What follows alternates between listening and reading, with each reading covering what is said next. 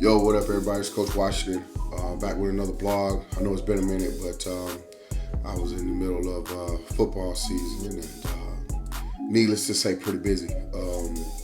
Unfortunately, though, team didn't make the playoffs this year here in the state of Georgia. Got eliminated, so my season got ended a little early, so I got more time to get back to my blogging. So. But yeah, man, let's talk about the elephant in the room, which is obviously the Tennessee Volunteers and how they've kind of stormed the scene, so to speak, this year. I just want to talk about a little bit of their offense and some of the philosophies that they have going on, and you know how I think folks should attack it, and etc. All right, so right here they got in a doubles gun stack set. Long story short, thought process. When those guys get in this stack look, this guy down here at the bottom, he's gonna get a free release. You can't get hands on him because of the fact that he's stacked behind that receiver there. All right, so what Alabama does here when they come out in this doubles look is they took bodies out the box. So they left a light box as far as I'm concerned, because you got 4 down linemen and then 1 linebacker. So that's 5 guys that you have in the box. They have 5 offensive linemen, right? A running back, that's 6. So y'all remember right there. Plus a quarterback who's a running threat. So 7. To me, Tennessee has numbers right here. Everything about what Alabama gave them from an alignment standpoint right here says run the ball, right? And I think at this point in the game, Tennessee hadn't did some things to hurt them, in the passing game. So they figured they'd commit more bodies back there in the secondary to try and compensate for that. But see what happens when you leave a 5-man box. Okay, they run the ball for first downs, and that is a productive run. No, it wasn't a touchdown. No, it wasn't an 80-yard scamper, to the house. But that's moving the chains. That's staying on target offensively. That's a defensive coordinator's, defensive coach's nightmare for a guy to break off and run. Just a simple inside zone run for a first down. Okay, because now they finna chew clock. They finna got doggone. They're actually an up-tempo team. So they're actually going to get on the ball here and run another play at you really quick and try to catch you slipping. Long story short, don't give you time to get organized, get lined up, to the formation, get a call in. Like all that stuff has to happen like right now. And them getting first downs is like, there's no brainer. Okay. Go here again. Okay. Different alignment. Okay. Now instead of the 4-down look, now it's a 3-down look. But you still got 3 down linemen, 2 backers, okay? That's a 5-man box, no matter how you slice it, right? So, 5-man box.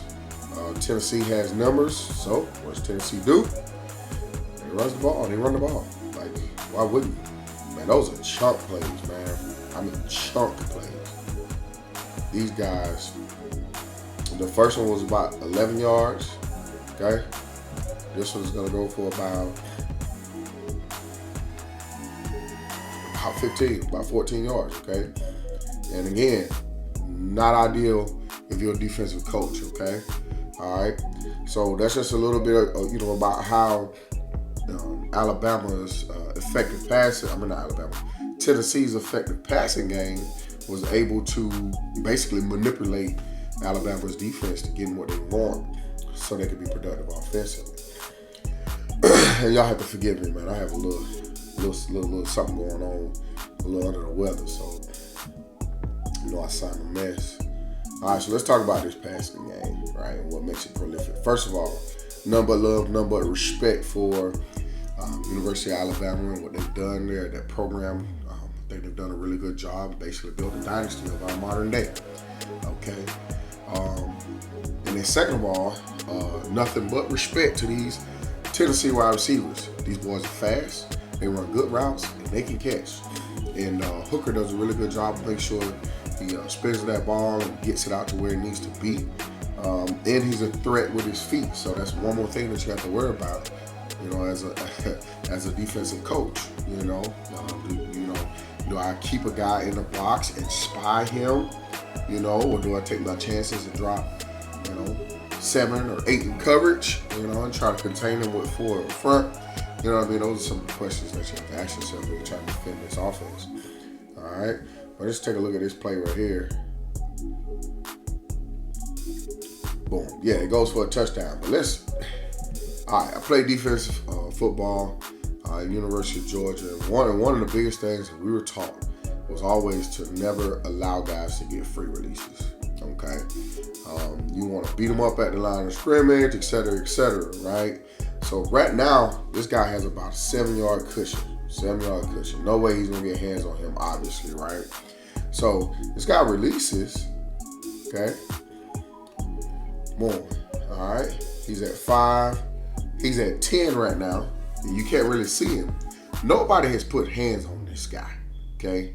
I know he's off the screen right now, but he's about 10 yards down the field at this juncture, and nobody has put hands on him. That's a problem for me.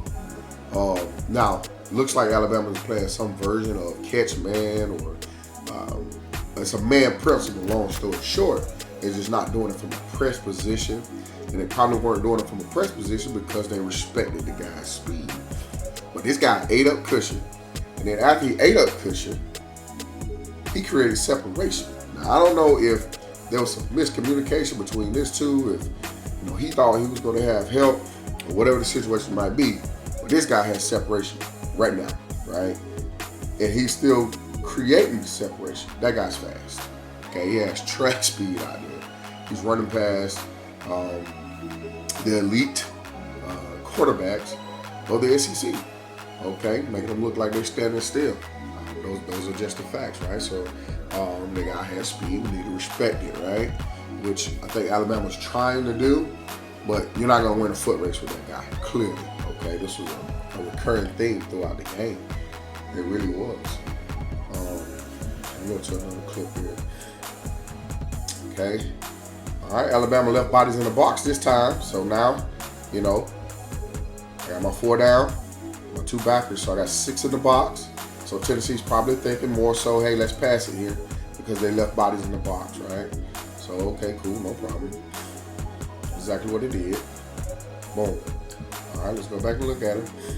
All right, who is this? All right. Now, the DB came in motion. The guy came in motion. All right, to a stat type look. He does harass the guy at the line of scrimmage a little, okay? But pre-snap already, right? Which, it's kind of standard. I'm playing man-to-man coverage. He has outside leverage, right? The cornerback maintains outside leverage. Take a look right now. Outside leverage. It's too easy.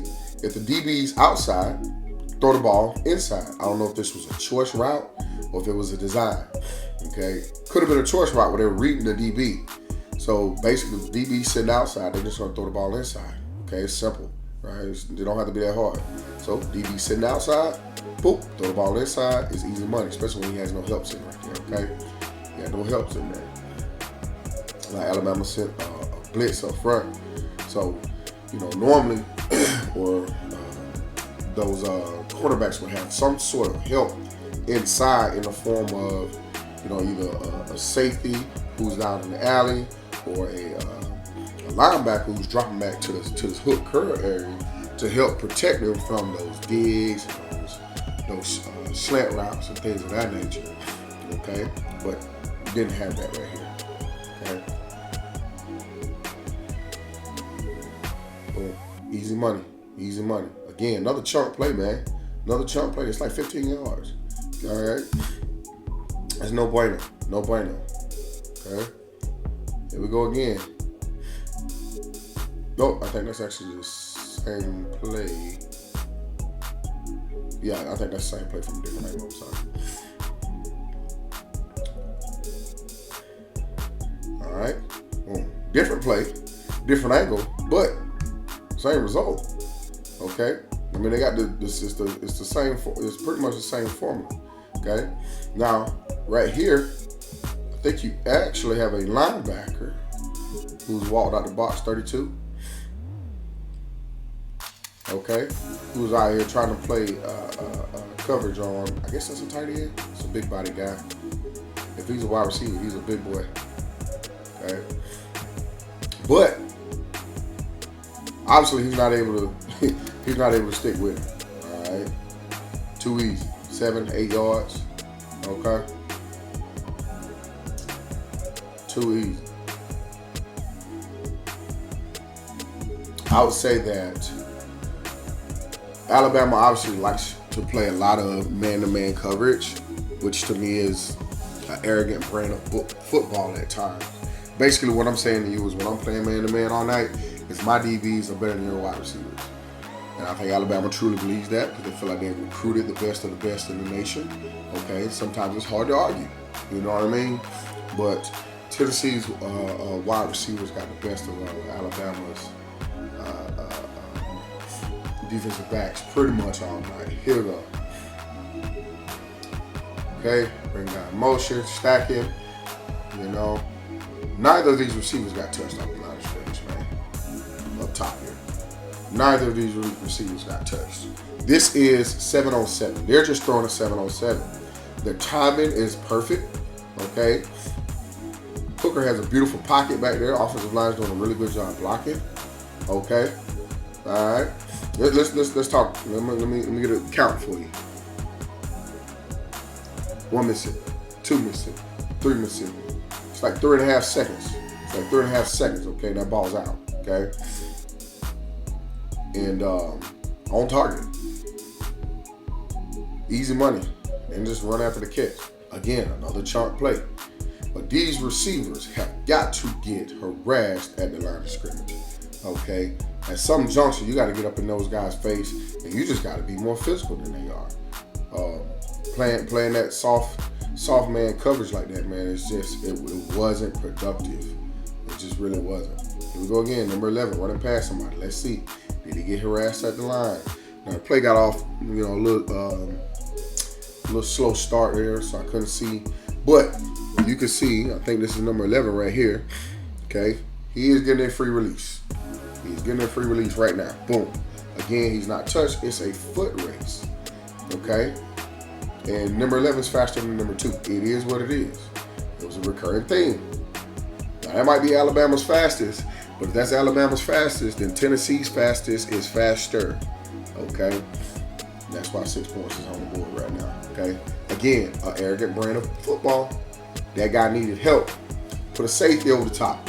Beat that man up at the line of scrimmage as best as you can. Obviously, if they stack him, you can't get hands on him.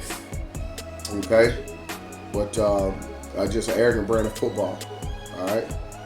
Now, this is them versus LSU. More of the same. Guess what? Same guy. I think he's proven himself at this point. He is fast. Okay?